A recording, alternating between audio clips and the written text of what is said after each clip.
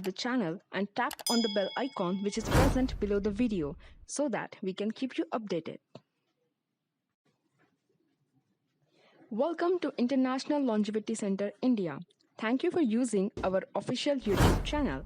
Kindly subscribe the channel and tap on the bell icon which is present below the video so that we can keep you updated. Welcome to International Longevity Center India. Thank you.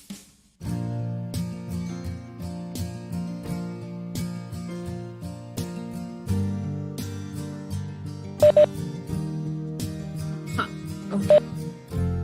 Hello everyone, greetings from International Longevity Center India. I'm Yashoda and I welcome you all in this national level webinar series organized by LCI with the CSR support of Gharda Chemicals Ltd. Today is 2nd October and on this occasion of Gandhi Jayanti and Shastri Jayanti, we are going to know the details of a very vital topic. It is regarding the living will of the older adults. We are lucky to have Dr. V. Kanagasabai from Chennai as an expert for today's topic. Welcome you, sir. And I will now introduce him to you and then we will begin the session. Dr. V. Kanagasabai is the Vice Chancellor of Bharath Institute of Higher Education of Research since 2017. His educational qualification is MBBS MD and he has completed MBA in Hospital Administration. He was a former Dean in charge of Government Kumar Mangalam Medical College, Salem, for almost 15 years. During his tenure, he started many different courses in college and built a 300-bedded super specialty hospital and the largest government nursing college. In 2014, he joined as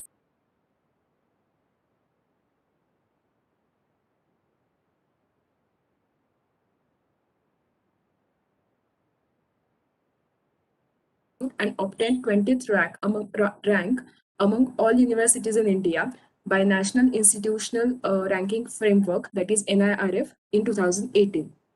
You can imagine looking at his tremendous work. He has obtained several awards. To note the special ones, he was awarded Lifetime Achievement Award in 2018 by Honorable Chief Minister of Tamil Nadu. Also in 2013, Dr. Kanagasabai received Media Guild Award for Medical Services by His Excellency Governor of Tamil Nadu. Thank you so much, sir, for being here, and I request you to kindly start the session. Thank you.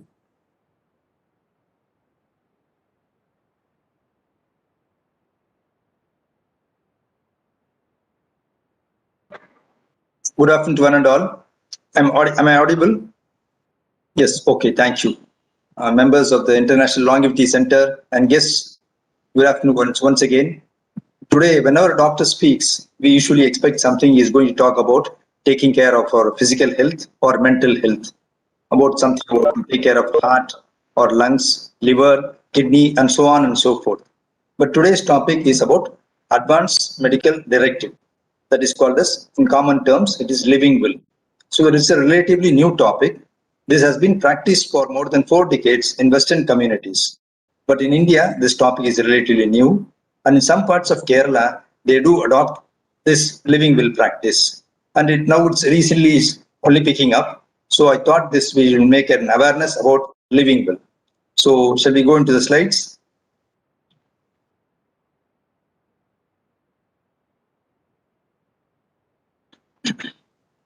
So the topic, as I told you, is Advanced Medical Directive. It's called as living will. This forms a part in case of a specialty in medicine called as palliative care medicine. All of you know cardiologist, nephrologist, neurologist, and so on and so forth. But there is one specialty, new specialty called palliative care medicine. Among the 560 medical colleges in India, both government and private, only 3 medical colleges in India offer a course in MD in palliative course, a 3-year course. So it's upcoming specialty. Palliative care means total care. So in this one, important topic is living will. So in India, importance is given to what is right or what is wrong, what is sin, what is bad, what is good or bad. And these also are based on our level of education, level of wealth, level of social standing, and it also depends on community, religion. It's all region of the part of India where we belong to. People have different opinions. South Indian means they have this opinion, this idea. North Indian means this opinion. Northeast means like this. So it's based on these things only. Any issue if you talk, which we classify as right or wrong only.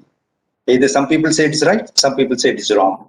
Some people say it's good, some people say no, it is sin. But are we giving importance to personal autonomy? Importance should be given to personal autonomy. Next, please. Personal autonomy of Indian citizen saw a massive rise after three landmark judgments from the Supreme Court of India between 2017 and 18. As late as 2017-18 only, three courts judgments from the Supreme Court of India made importance to personal autonomy. Actually, in the Indian Constitution, Article 21 of the Indian Constitution says right to life. This Constitution, as all of you are aware, has come into effect from January 26th of 1950. So from 1950 itself, Indian Constitution lawmakers have written that right to life. What does right to life says? See, right to refuse medical treatment found its basis in autonomy, dignity, and privacy. What does right to life says? I have the right to determine my own future. Each one has to decide. See, when we were kids, that is plus 60 plus people were kids, the parents used to decide which course to do. You be a doctor, you be an engineer, you be an advocate. That way the parents used to tell. But now are we able to tell? Now the children decide for themselves. Even if you tell the children you do this course, deliberately because we are telling, they will not do the course. Majority of the children. Because I am with children for the past 40 years plus, I am with children of post plus 2. From when they come to graduation, post graduation, I am with them. So they always do the thing opposite to us. But because they have the right to determine their own future, again to accept or decline any therapy. See, some people go for modern medicine. That is, majority of the people call allopathy. Allopathy is not the correct word.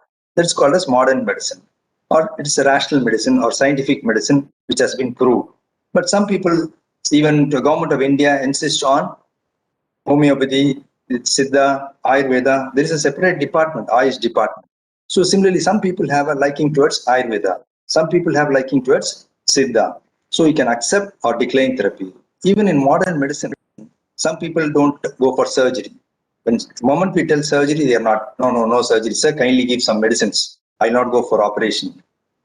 This is one level. At some level, even at a common fever, if you go to a doctor, if the doctor says you have to take an injection, some people say, no, I do not injection. I want only tablets. That is only to accept or decline therapy. This we are following. To accept or decline any therapy, we are already following. To decide who decides for me. This is at the end stage of our life, we become semi-conscious. We are not consciously complete. We become semi-conscious or unconscious. There will be mental clouding will be there, and you can't think properly. Disorientation will be there. We don't know today, now it's evening or morning, whether the person is our son or our brother. That way confusion occurs. So at that time, somebody has to decide for us. So we have to find who will decide for us. When we are normal, we have to decide who will decide for us. So this autonomy and these things, right to life, has been there from 1950. Only thing is we are not following. And through this presentation, I want to impress upon the audience that this autonomy factor has been inbuilt in our constitution. Only thing is we are not aware of it and we are not practicing it. Next, please. So India leads in many fields. Among the countries in the world, India is one country which is leading in these issues like communication. See, cell phones, amount of cell phones and communications we have today in India, there is no match for us in other countries. Similarly, space science, though we are not number one country in the space science, compared to our level 70 years, 75 years before when we got independence, and now the advancement is great. Because we are also trying to land in moon, we are also trying to land in Mars. Again, medical technology, see medical tourism, people from the West, they come to India for medical treatment. So advancement in medical field is at par with Western countries. But when it comes to other issues, some issues, we are lagging behind. Next, please. See, there is one topic called as quality of death index. Most of you would have been aware of health index, life health index. So in health index, Kerala stands number 1 and Tamil Nadu follows a close second. That is relating to maternal mortality rate, infant mortality rate, education, those things. That is life health index. Now today we are going to talk about death index. So among the 180 countries surveyed in the whole world, we are standing in the 166th position. Such a very bad shape we are. Whereas United Kingdom is in the first place, Australia is in the second place, New Zealand is in the third place. But imagine we are the 166th position. People wish to have a peaceful death, devoid of suffering. Whenever elderly person speaks about death, we rarely speak Volume is about death. very low, sir. Something is wrong. Volume, I can't hear. Am I not audible, please? You Hello. are audible. Yeah, Yes, it's thank you. Yeah, yes. thank you. Thank you. People wish to have a peaceful death. See, elderly person, we don't generally talk about death. But sometimes when we talk about death, people say, I want to die instantly, suddenly, without any suffering, without lying in the bed, without going to the hospital, without taking injections. So that way people used to tell. But are we taking some steps? We don't take steps we don't prepare ourselves for death. Majority of them, I'm always talking about majority, there are always exceptions are there. So people tell, I want to die immediately, without suffering, without giving suffering to our relatives. Neither we should suffer before death, nor our relatives, the son, daughter, or brothers, spouse should not suffer us, carrying us to the hospital in ambulance, then waiting in the hospital, and there in the ICU. Those things, they do not occur. Next, please. The Indian reality is most people like to die at home without being bedridden, I already told you, without troubling the family members. But in reality, 70 to 80% end up dying in the hospital. Earlier, only in the cities people used to die in the hospitals. Now, slowly, because industrialization and everything has increased, gone up to the village level. So even in villages, people they rush the patient to the intensive care ward. If they are rich, into the government. If they are rich, they go to the private sector. If they are poor, they go to the government sector. So nearly 70 to 80% of the people leave their last breath in the hospital. Next, please. See, among the people who die after 50 years, there are four groups we are seeing here on the left side, four graphs. One group is only, first group is sudden death. So about 10% of the people have sudden death. Example being acute myocardial infarction, sudden heart attack, massive cardiac attack, or an accident, fatal accident. People die instantaneously. Within few minutes, they die. Only 10% of the people die like this. Here, terminal illness. Second group is called terminal illness. Here you see 20% have waterfall trajectory. That is the function of their function. Y-axis you can see the function is very good. But suddenly they have developed a diagnosis here, cancer. This place you have been diagnosed with the disease like cancer. Then there's a gradual drop in the function, like a waterfall, it comes and lands up in death. So about 20% of the people die this type of death. Example being cancer. Third group is organ failure. The organ failure, the function is relatively high, like the first group, like the second group. Third group also, the function in the y-axis seen is function of the individual is relatively high, but they have an organ failure due to most of them have now communicable diseases, non-communicable diseases like diabetes, hypertension. When uncontrolled diabetes and hypertension goes on for 20 years, they go for organ failure like cardiac failure or a kidney failure. Then they go to the hospital in the ICU, they become all right, they come out. Again, second attack, they go down. Second time they come out. Again, the function is gradually declines and goes to death. So liver failure and death. So all these organ failures, liver failure, kidney failure, heart failure, this constitute about 20% of the people. So the last group, frailty. These are the people, about 50% of the people have frailty. This we call as downward dwindling trajectory. Example being dementia and Parkinsonism. The functions see already, because these people, 1 minute please. And the age of the people is 70 or 80 plus. This group, mainly the age will be 70 to 80. By the time they are 70 to 80, their function is gradually reduced. Then dwindling and goes on to death. Example being dementia and Parkinson's. So if you see from the graph, only 10% of the people have sudden death, which you can't predict. Remaining 85 to 90%, these three are predictable. Next, please. Next, please. So that's what I told you. 85 to 90% of deaths is predictable. They are forcing some weeks or months before they occur. But in India, precedence is given to curing the illness rather than managing the patients and their pain. So India importance is even at the late stage, people somehow want to give some treatment to cure the disease. They will ask, many patients will ask, sir, you diabetes, you should cure the diabetes mellitus. You should cure the blood pressure. But nobody asks, my power has gone, I'm wearing specs, you cure my vision. Because when you grow older, certain diseases are likely to occur, which can't be cured. So we have to manage the patient's pain, make them symptom free. Next, please. So problems limiting us from dying well. So what are the problems limiting us from dying well? Because we are not willing to talk about it. We don't talk about death. Even at 70 or 80, we don't talk about death. Ma'am, can you please mute those people? Yes, I'm trying. Yes. Thank you. So we are not willing to talk about death. If we talk about death even at 70 or 80, people say it is a bad omen. Don't talk about death. People are there living up to 95 years. Well, you are only 80 years young. So don't talk about it. No, we should feel young. That's fine. But we have to plan our future. Because death is a reality in every people's life. So since we don't talk about death, we lose two opportunities. What are the two opportunities we lose? First opportunities we lose is we are not expressing our last wishes. Even a convict who is going to be hanged, nowadays very rarely people are hanged, but those people are also their last wishes are being requested. And it is being done. Whatever is the last wish of the convict is being done. But our last wishes is not even heard. We are not able to express itself. And second, what we lose is we lose the opportunity of life reviews, emotional settling of accounts.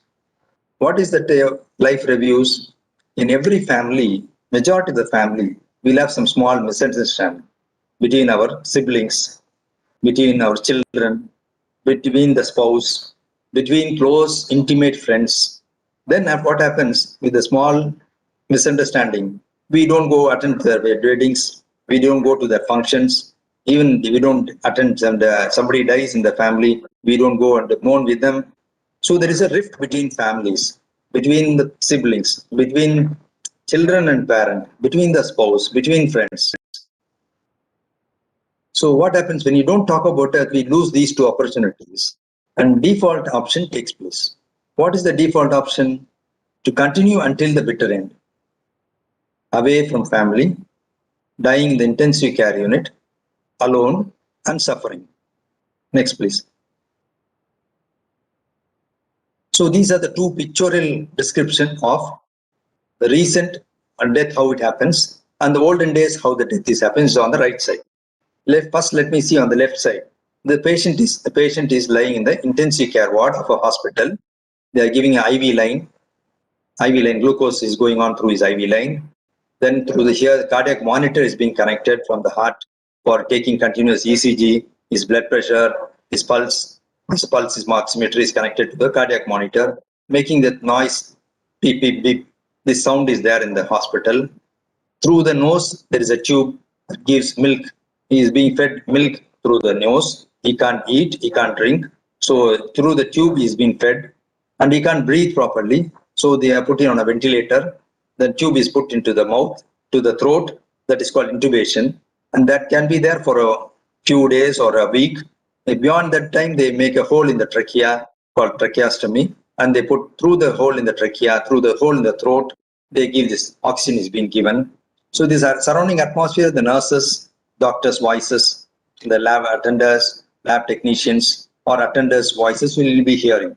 And majority they die. Some people they come back from the ICU, or first time they may come back, second time they may come back, but one time they will die, and the body is handed over to the relatives. However rich, however influential, however educated, whatever be the position, whether a very good person or a very bad person, if you go to the ICU, ultimately the body is being handed over.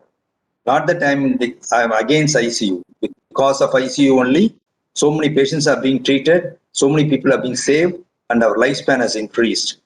I'm telling about terminal diseases in old age where you can't recover. When the doctor himself says you can't recover, your heart has failed completely, your liver has failed completely, a kidney has failed completely. That stage, we need not go to ICU. This ICU concept has come to states right from 1950 only. For the past 70 years only, there is a concept of ICU even in states of America. India, right from for the past 40 to 50 years, we have this ICU. Our grandfather days, it was not there. ICU was not there. And before 1980, 1970, we didn't have this ICU setup. On the right side, here the patient is in his hometown, in his own home, in loving home, in his own bed. He is being handheld by the close relatives, families, friends. They hold his hand. They talk to him about the past memories.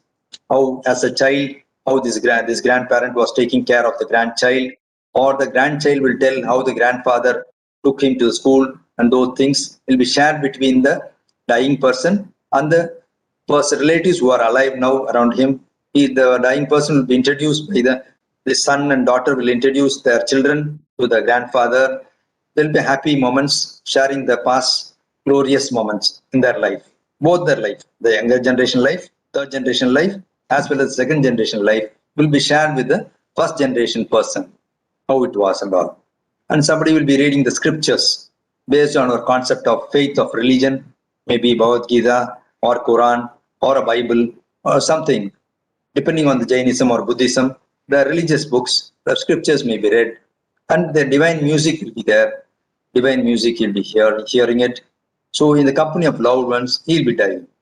So these are the two options in front of us. Choice is ours. Next, please. So planning for a quality death. Where, how, and whose presence. Where to die, how, and in whose presence. Good death involves knowing when death is coming, having the time to say goodbye, to be able to live when it's time to go, and not to have life prolonged pointlessly. To be able to live when it's time to go, and not to have life prolonged pointlessly. Next, please. Destination cannot be changed. See, whoever is born, they are going to die. That cannot be changed. But the journey can be decided. We plan in our life about our education, about your college education, school education, about your job, about your marriage, about building a house, about car. But we are not planning about our death, which is a certainty. It needs you to be aware and take charge. To die in dignity, in privacy, in the company of loved ones. This it is in our hands. Next, please. How to achieve quality death? These are the factors by which we can have quality death. So pain relief and other symptom control.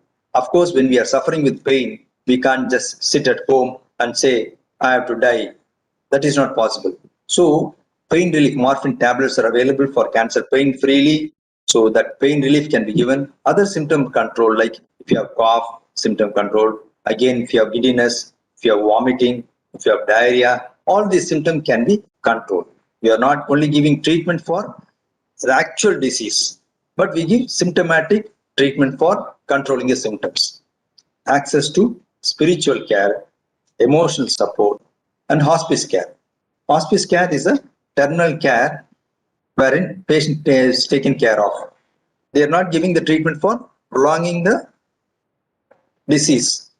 They are not given treatment is not given for attacking the main disease, but symptom care is being given.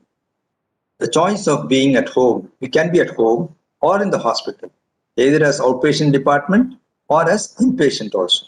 You can go to the inpatient also. You can be in the general ward. You can be in a private room also. If you are affordable, you can be in a private room where relatives will be permitted. You can be surrounded by your relatives. So, but not in the ICU. In the intensive care, there is a shutter completely blocking us. The relatives being asked to wait outside because intensive care sepsis and other problems are there. Visitors are not allowed into the intensive care ward. They are shown through the glass window.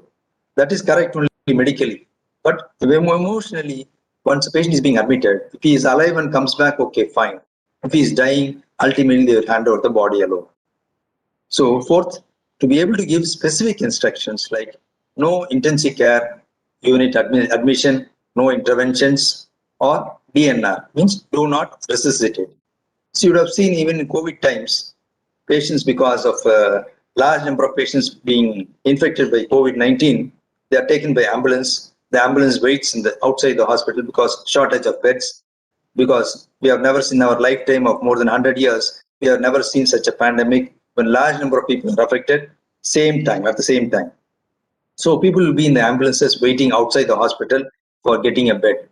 The oxygen will be in the cylinders. Sometimes cylinders gets exhausted, patient dies. Once the patient dies, they give cardiac massage. What's the purpose? Patient is already having COVID, beyond which the oxygen is also stopped, and death has occurred because of lack of oxygen. In such situation, what's the point in going on pumping on the heart? External cardiac massage. That will only break the bones of the patient. So these things we can avoid. Next, please. So if you can speak coherently, you decide your choices and decisions will be followed. See, when we are conscious, there is no mental clouding, your mind is clear, you are conscious, then you can speak which hospital to go, what treatment to be given, what to deny, and those things you can tell by yourself. But I told you, no, can you decide right till the end? So in the end, when you're approaching the end, there will be mental clouding, you'll be confused, you'll be disoriented, you can't know whether it is evening or morning, whether it is summer or winter, whether the person standing by is your brother or your son. Such time somebody has to decide for us. First suffering happens when there is nobody able to or willing to make decisions. Suddenly somebody becomes unconscious. The son will tell, we'll take it to this hospital. The son-in-law will tell, we'll take it to the other hospital. So daughter will tell some other hospital. So there will be a lot of confusion. Next, please. So now only we are going to the actual living will. Maybe another 7-8 slides. We will complete the presentation. Living will is an important tool that can go a long way in ensuring that we have some amount of control over the way we die and how we die. This living will have some amount of control over the way we die and also how we die. So that is living will in short. Next, please. So we are going to the living will. Next, please. Living will involves declaration by the individual of sound mind, because he should be of sound mind. That is more important. Clearly stating their wishes for the end of their life. Living will come into effect only when the person writing it will communicate his wishes. So he has to nominate 3 healthcare power of attorney or surrogate decision makers for execution of the living will. These 3 people cannot work as a committee. These 3 people is in the order of preference. First person is the top priority. Second person is second priority. Third person is third priority. So these persons should be of a little bit younger person than us, because they have to outlive us. So when they are choosing this person, one is they should be younger to us. Second is they should be healthier than us. The most important point, third point, is they should be able to connect with our soul, and they should respect our wishes. Whatever we write in the living will has to be executed by these power of attorney, healthcare power of attorney. So these 3 people should be very intimate to us, who will respect our wishes, whatever we have expressed in the living will, they should implement in letter and spirit. They should implement in letter and spirit. So you have to choose them accordingly, appropriately. Next, please.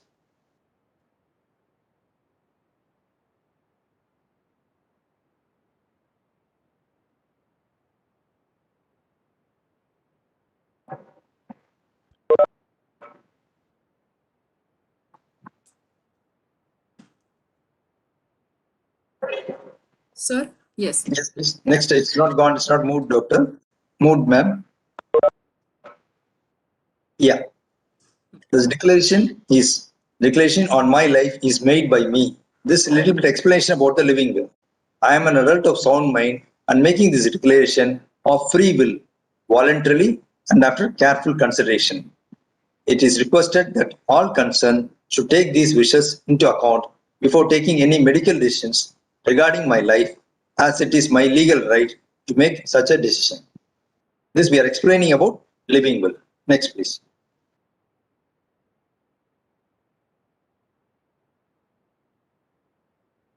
What one can avoid through living will? This is only an example. Cardiac pulmonary resuscitation is otherwise called as CPR. This is cardiac massage, artificial respiration. You can avoid chemotherapy. Suppose somebody is diagnosed with cancer, because chemotherapy itself produces a number of side effects. So you can say, I don't want chemotherapy. You can refuse artificial feeding, refuse dialysis, and so on and so forth. This some of the few examples we are given here for the audience to know what we can deny. Next, please. This is the most important part of the slide. You have to consult and convince.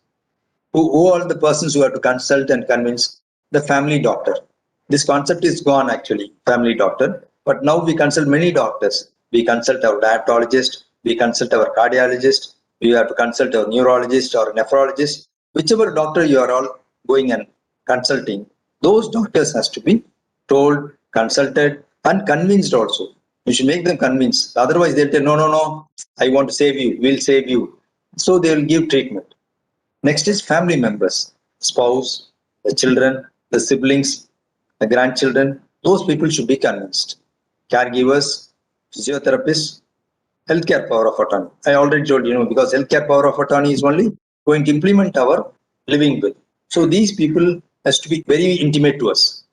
Because tomorrow, even if our children says no, children says we are taking him to ICU, healthcare power of attorney is the only person who is going to show the living will and tell your father told like this, he wanted like this. Please respect his last wishes.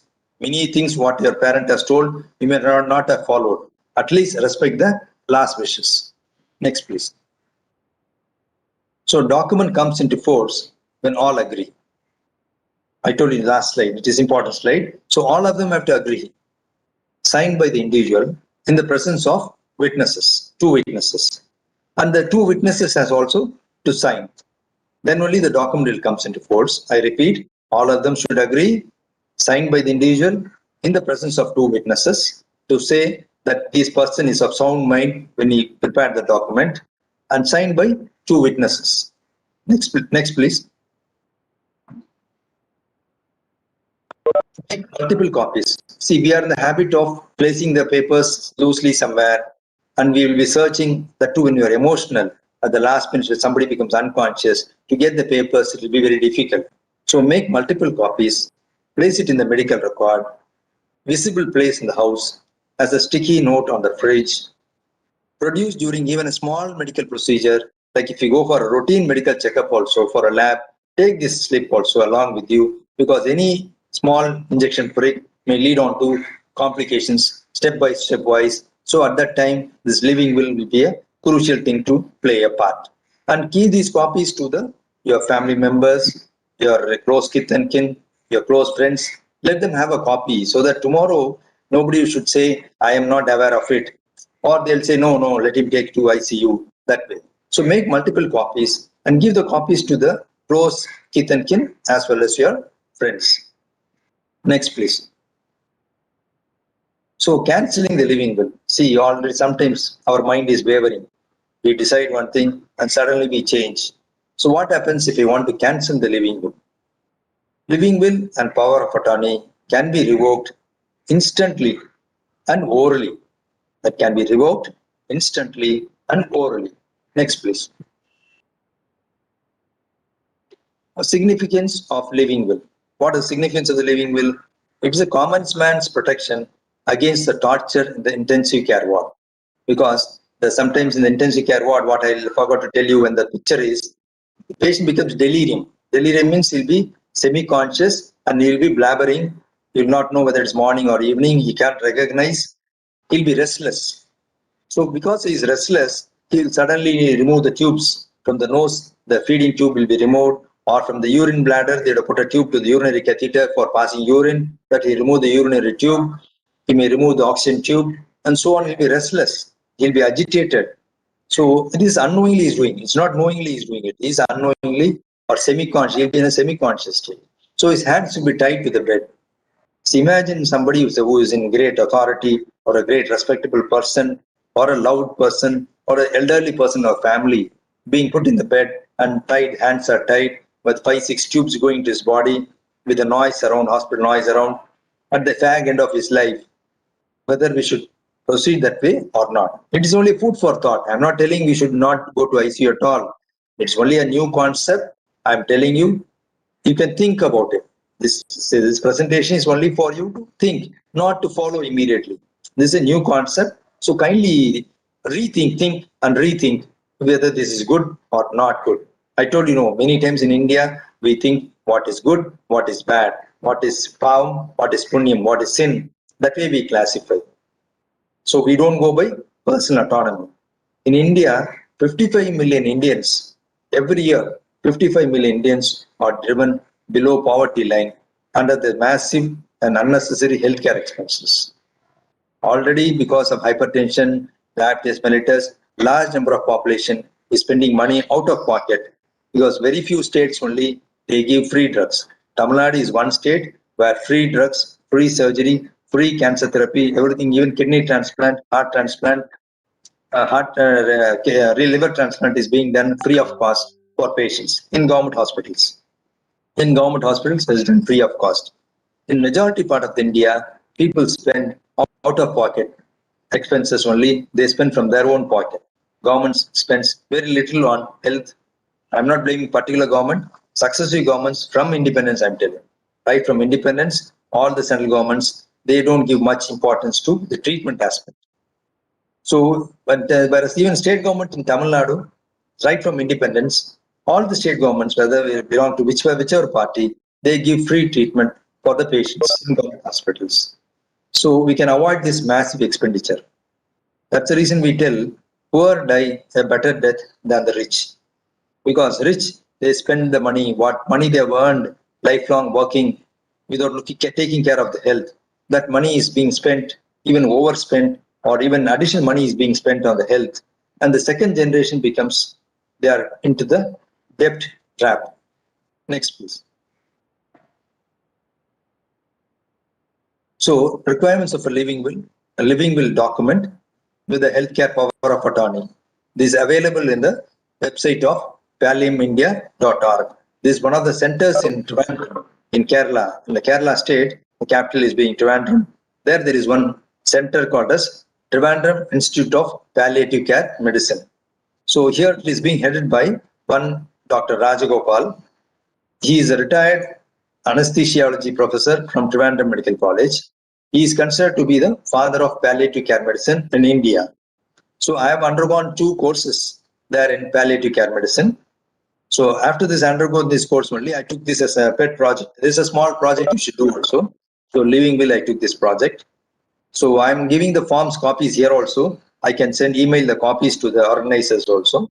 So those who are interested, they can get the form through your email from your organization or through the website from palliumindia.org. Next, please. So this is the form. Now we have come to the end of the presentation. I'm giving you the copy of the form only, model form. So in the page 1, see here, Advanced Medical Directive, Living Will, Power of Attorney, Authorization.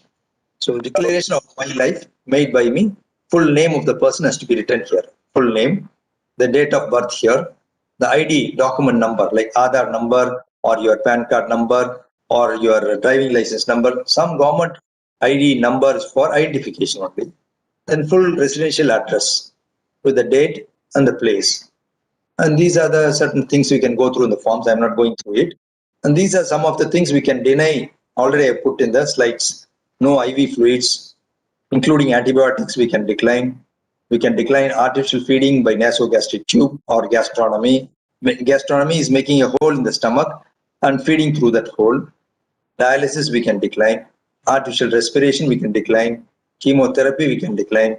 Cardiopulmonary resuscitation we can decline. And other wishes, you can write by hand itself. What are the other things you want to decline also? Option is choice. We can tick or put an into. So the choice is ours. Second page, please. So this is the second page. I'm not going to these details. Here the power of attorney, 3 members. I told you order of priority. The top priority first person is given as the top priority person is given the first slot, his name, his signature, his date of birth, his place, email ID, and the residential address. Similarly, for the second person and third person, the name should be there, the signature, and the document date of birth, document ID number, and the addresses, email and other addresses. And you give the signature with the date and the place of wherever we residing is the place. So this makes the complete form of the power of attorney. The third page, next please. The third page, the witness. This declaration and attorney authorization has been signed in the presence of the undersigned by the name. You write your name. Whoever is writing the will, who is known to me, I believe, and the signature is of sound mind. So here we have 2 witnesses. First witness name and his signature and his address. The second witness name and signature address.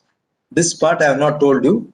Actually, by the rule book, it has to be countersigned by the first class magistrate. So by the rule book, it has to be signed by the first class magistrate. But all of you are aware, we can't meet the first class magistrate. Even the educated people, highly educated people, people in high position cannot meet the judiciary members very freely. All other people can be met freely. Even the bureaucrats, IAS, IPS people can be met to a certain extent, but not the judiciary members. So with due respect to the judiciary members, we can't meet them easily. So, but the law says it has to be countersigned by first class magistrate.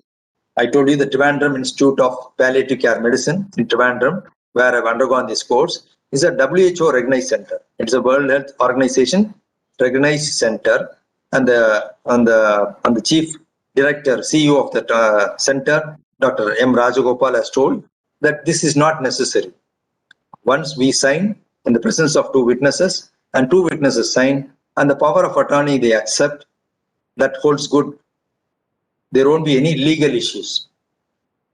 So this, without first class magistrate, I have been clearly told that there won't be any legal issues.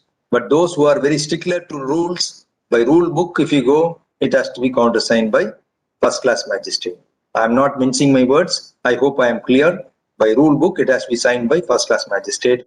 But in reality, it is very tough to practice because the number of population and the number of judges is very less. You know, many places there is shortage of judges and cases are pending for long. But even one of my presentation, one of the senior members, they told that from the judiciary itself, they told that the government wants, they can designate one judge in one city for this purpose, exclusively for this purpose, in addition to his routine duties. But this awareness program has to go in a long way so that the government also looks after and produces suitable amendments. Next, please. So be the change you wish to see in this world. Told by M.G. Mohandas Karamchand Gandhi, whose birthday falls on today. So Gandhi told, be the change you wish to see in this world. So we have to change. I hope this presentation will bring about some food for thought in all the members and this august audience. And you can think and you can ask me some questions. I'm ready for discussions. Thank you so much for patiently listening to my presentation. It's an honor. I should thank the International Longevity Center for permitting me to present this living will topic among its esteemed audience. Thank you, one and all. Thank you. I take this opportunity to thank the director and the officials who have given this opportunity. Thank you so much, sir. It was a wonderful presentation.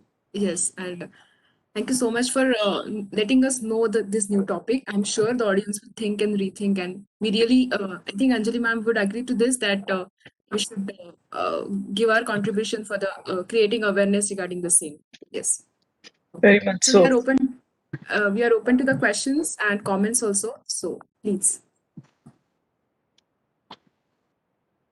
Yes, ma'am. Yes, ma'am. Wait, Mr. Dharankar, let him answer. Okay, Dharankar sir. Thank you very much for the lecture given by you. Very important lecture for us.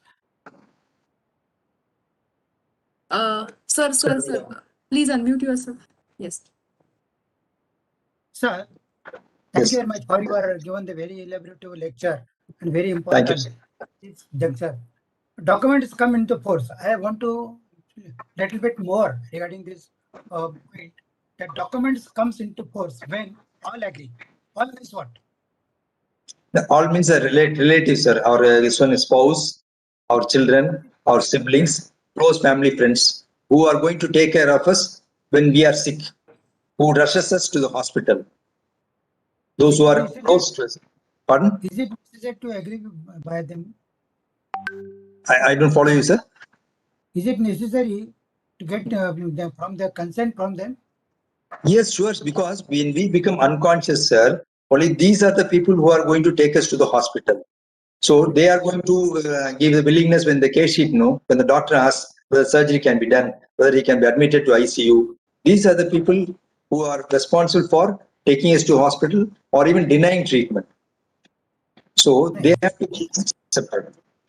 This is at the time of the execution of the will, but before create the execution of will, that is at the time of creating the will. Before writing the will, sir, even before writing the will, when we have the idea that we want to write a living will, when we are surely convinced that we will write a writing will, we want to write a living will, then we should call these people, the spouse, the children, the grandchildren, or the family friends, if you have siblings, because tomorrow one person opposes, then we go to court of law that the son has deliberately killed the father for property.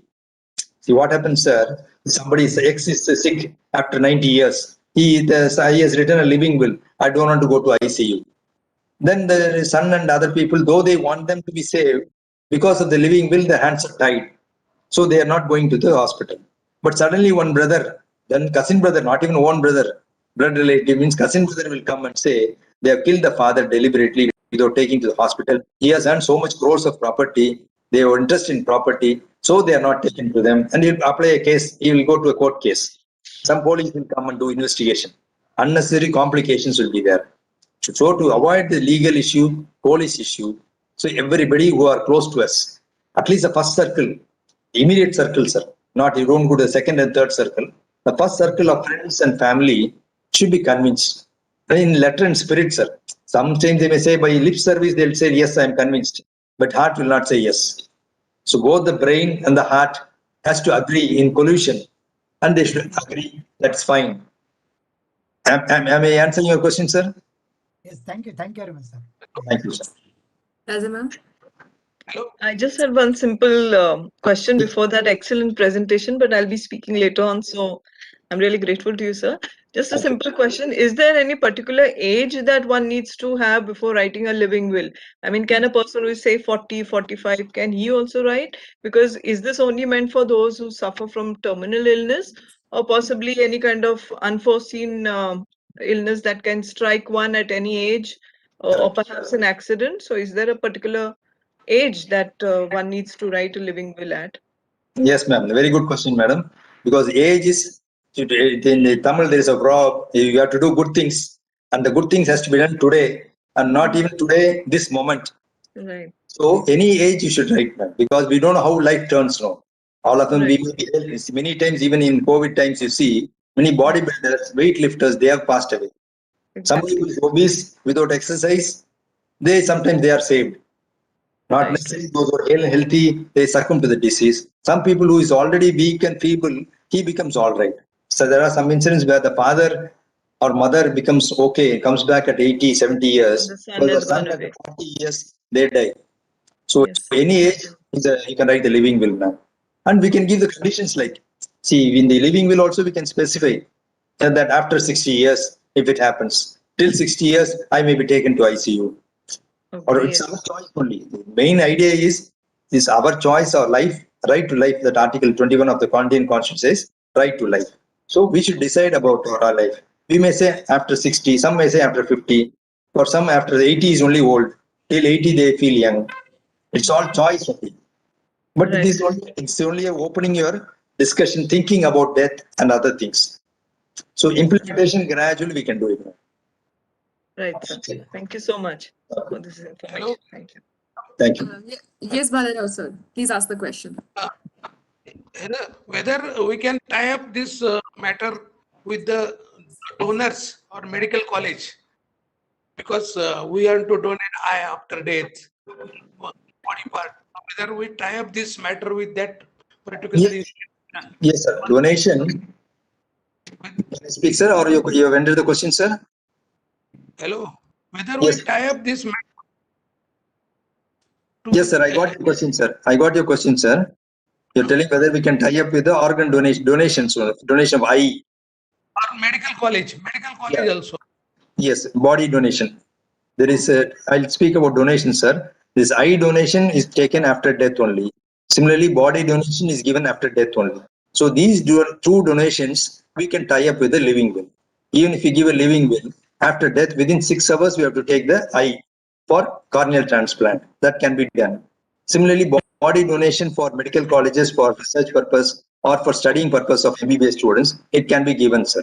There is one other donation called as a organ donation. You have seen people go under road traffic accident and there is a lack of blood supply to the brain. There is brain death is happening. Then they take the heart, liver, kidney and all. That cannot be done with the living.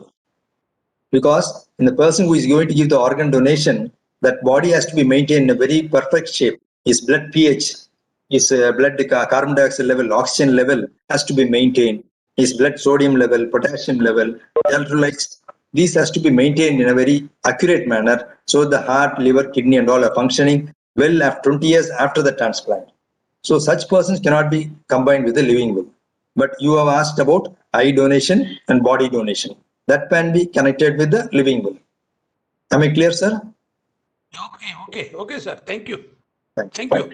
Okay. Fine. Thank you, sir. Thank you, sir. Okay. Any more questions, comments? Sir, in the chat box, we are getting so many thank yous for your wonderful presentation because they are Thank you. feeling relaxed and it was yes, informative too. We'll wait for 2 minutes. Otherwise, ma'am, I request you to. It's Thank you so much, Dr. Kanagasabai. Thank you, ma'am. You have made a very, very interesting presentation. It's been an eye opener, and we really, kind of have understood. We have some participants saying that she's been relieved of the stress now that she knows about this, and she can face death fearlessly. So I Fine. think that says it all in a way. Yeah.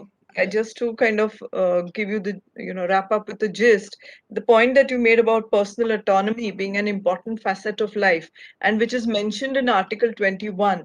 I'm not sure many of us knew about this. So I think thank you for letting us know that we do have a right to determine our future, to accept any therapy that or decline any therapy, as you've mentioned, and to decide who decides for me. I think if that is guaranteed to us by the Constitution, much of the living will becomes quite valid and legal. And that has been there since 1950, since we've become a republic, our constitution was formulated. I think not many of us must have been aware of it. Certainly not I in this context. You spoke about, sir, the quality of death index, which was also something new for all of us. As you said, we have the health index, the quality of life index, and so on. But we were not really very aware of this quality of death index, where you spoke about losing opportunities. There are opportunities that are lost, especially the emotional settling of accounts between our own very close and dear ones, uh, and which due to which there is a default, a very sad and unfortunate default action of being a person being lonely, dying by himself or herself, and possibly with bitterness. So this is living will would give you this opportunity to think about life and death and put it down and settle things in a much more happy way. I think that is what you were trying to put forward to us, and to be able to give instructions. Many of us feel, why do we want, we've seen so many people on ventilators and be with all those tubes and suffering a lot, whether they are young or old, and to no end. So when you have this kind of a living will, I think the person, because I as a medical doctor, I think you would be able to vouch for it, that the person who's on a ventilator is still able to feel the pain, is still able to kind of at times understand what's happening, because we've seen relatives who have responded to it, but their condition is so bad that nothing can save them. Unless this living will is there, we don't put them to so much of pain in their last few moments. So I think this is a much needed initiative, and we are really grateful to you, sir, on behalf of International Longevity Center India, for having taken time out of your very busy schedule, and to have you here has been an honor and privilege. And I think ILCI looks forward, all of us look forward to being associated with you on this and any other aging issues. It will be an honor for us. Thank you so much. And I also thank all the participants who have listened in. There were some who are listening in on YouTube. And once this goes on YouTube, I think there'll be more and more people who might possibly be contacting you also. And I would appreciate it, sir, if you could send us that form that you've spoken about. Just Sure, ma'am. Sure. on our email. And anyone interested, we'd be more than willing to pass it on to them. And I'd like to also place on record our heartfelt gratitude to our CSR supporters, the Gharda Chemicals Ltd, for making this national webinar series possible. Thank you once again, sir, and we'll definitely be in touch with you. Good Thank day. you. Thank you, madam. Take care. I surely thank you all. Thank you, ma'am. Thank you, sir. Thank you to all the participants. See you. Take care. Bye.